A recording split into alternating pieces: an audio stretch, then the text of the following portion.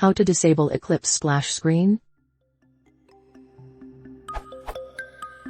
I want to disable the Eclipse splash screen because it always gets in my way.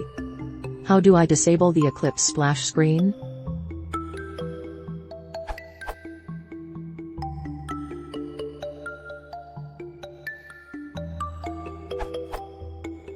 Run Eclipse with the no splash option.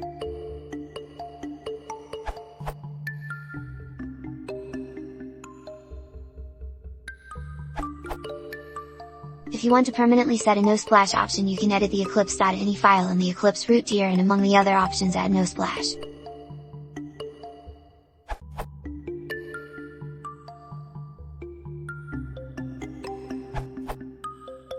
This is actually the correct way to find and change the Eclipse splash screen.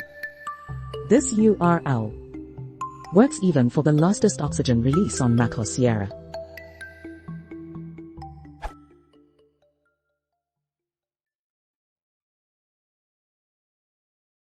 If you want to support the channel, please consider subscribing.